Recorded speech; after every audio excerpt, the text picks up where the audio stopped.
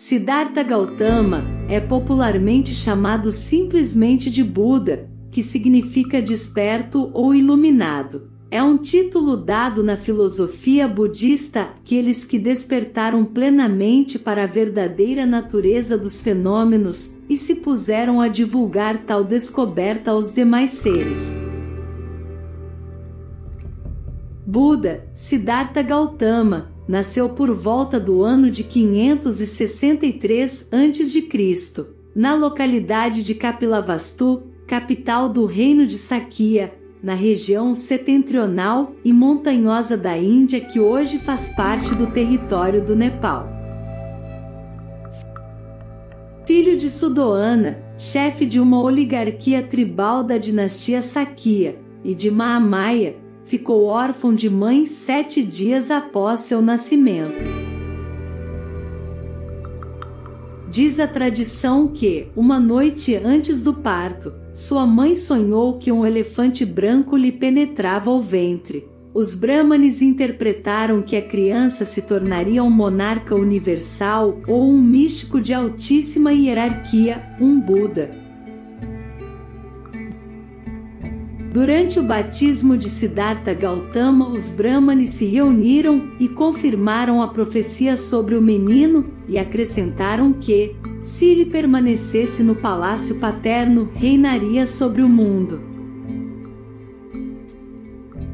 Siddhartha foi educado pela irmã mais nova de sua mãe, Mahapajapati. Por tradição, ele deveria ter sido destinado por nascimento para a vida de um príncipe, e tinha 3 palácios, por ocupação sazonal, construídos para ele. O seu pai, desejando para o seu filho o destino de ser um grande rei e preocupado com o extravio do filho desse caminho, segundo relatos biográficos, tentou proteger o filho dos ensinamentos religiosos e do conhecimento do sofrimento humano.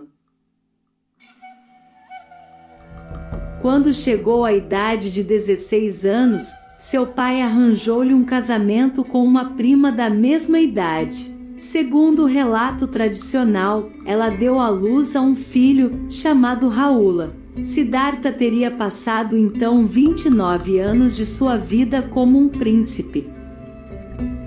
Embora seu pai garantisse que Siddhartha fosse fornecido com tudo o que ele poderia querer ou precisar, escrituras budistas dizem que o futuro Buda sentiu que a riqueza material não era o objetivo final da vida. Siddhartha percorreu todo o país procurando mestres e ensinamentos através dos quais pudesse resolver os muitos problemas da vida. Primeiro, foi aos Brahmanes e tentou, com sua filosofia, resolver os problemas humanos. Depois estudou com um grupo de ascetas, adotando sua vida severa e contemplativa. E assim ele prosseguiu, durante 6 anos, estudando todas as escolas de religião e filosofia, inutilmente, no entanto. Nenhuma daquelas escolas lhe oferecia uma resposta satisfatória. Nessa jornada, ele raspou os cabelos em sinal de humildade e abandonou suas roupas luxuosas. Dessa maneira, passou a vestir-se apenas com o traje amarelo e simples utilizado por monges budistas. Siddhartha inicialmente foi para Rajagaha e começou sua vida ascética pedindo esmolas na rua. Tendo sido reconhecido pelos homens do rei Bimbisara, Bimbisara ofereceu-lhe o trono após a audição da busca de Siddhartha. Siddhartha rejeitou a oferta, mas prometeu visitar o seu reino de Magadha primeiro, depois de alcançar a iluminação. Ele deixou Rajagaha e praticou sob 2 professores eremitas. Depois de dominar os ensinamentos de Alara Kalama, em sânscrito, Arada Kalama, ele foi convidado por Kalama para sucedê-lo. No entanto, Siddhartha se sentia insatisfeito com a prática e mudou-se para se tornar um estudante de Uddaka Ramaputta.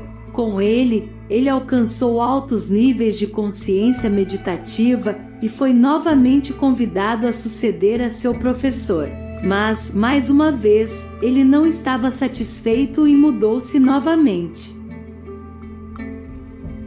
Buda e um grupo de 5 companheiros, liderados por Kaudinya, tomaram austeridades ainda maiores nas práticas yogis. Eles tentaram encontrar a iluminação através da privação de bens materiais, incluindo a alimentação, praticando a automortificação. Depois de quase passar fome até a morte, restringindo a sua ingestão de alimentos para cerca de uma folha por dia, ele caiu em um rio durante o banho e quase se afogou. Novato em questões espirituais, como o estômago vazio não lhe ensinasse nada de novo, perdeu a fé no sistema e voltou a comer. Os 5 místicos decepcionados abandonaram Siddhartha, que durante os 6 anos seguintes passou o seu tempo meditando em total solidão.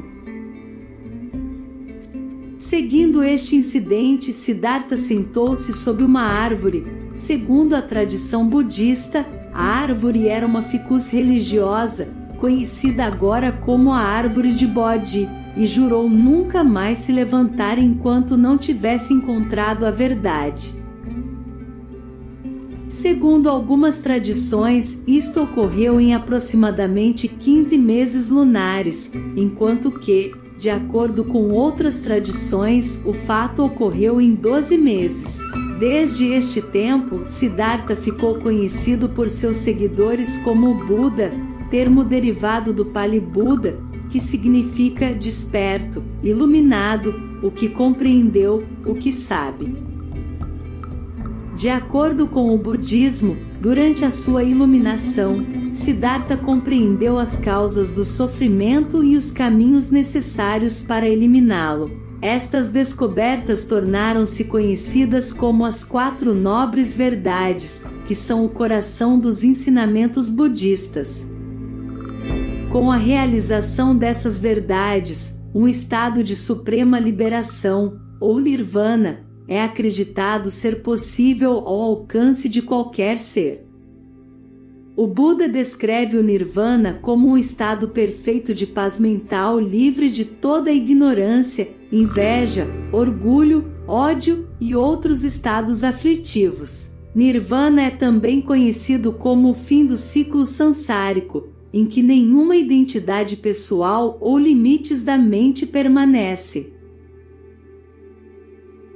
De acordo com a história do Ikana Sutta, uma escritura, escrita em Pali, e outros canones, imediatamente após a sua iluminação, o Buda debateu se deveria ou não ensinar o Dharma aos outros. Ele estava preocupado que os humanos, tão fortemente influenciados pela ignorância, inveja e ódio, poderiam nunca reconhecer o caminho, que é profundo e difícil de ser compreendido.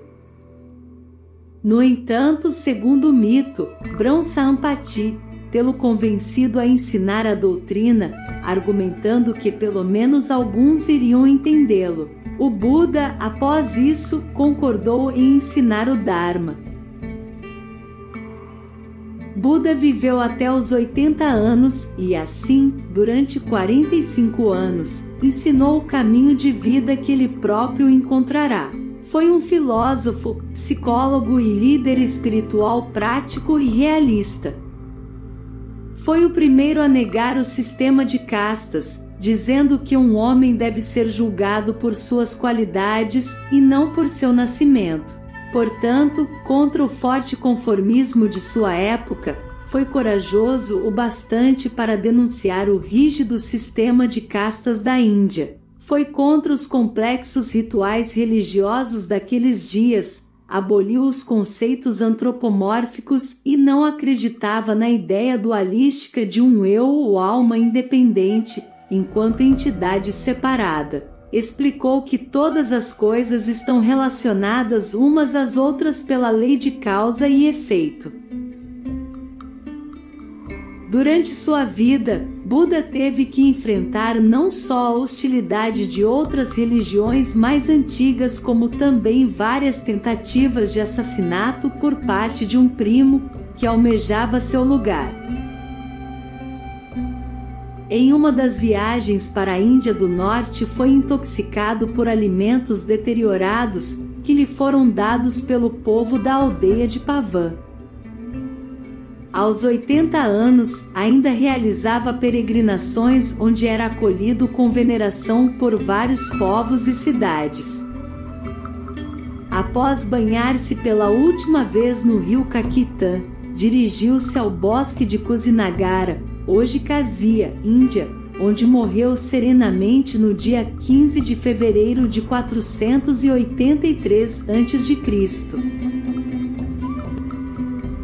A base dos ensinamentos de Buda incluía várias críticas à tradição hindu, mas sem abandonar todos os seus conceitos. Entre as crenças mantidas, por exemplo, estava a ideia de um ciclo de vida infinito para todos os seres, compostos de nascimento, morte e reencarnação.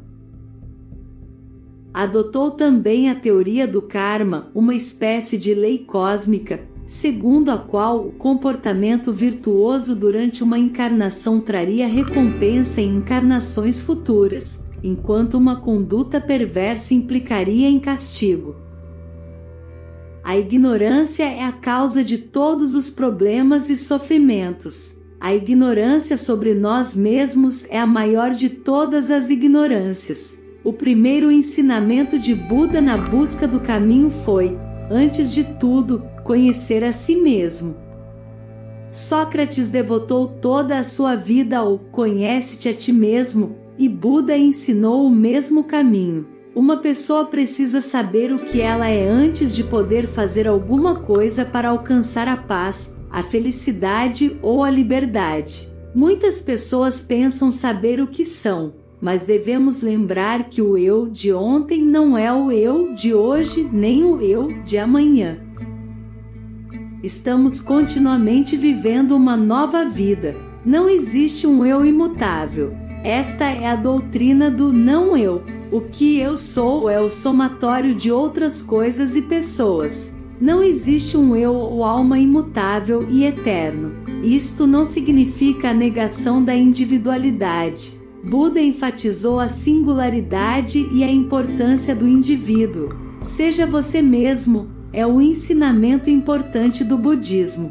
Porém, não devemos nos apegar ao conceito de um eu imutável.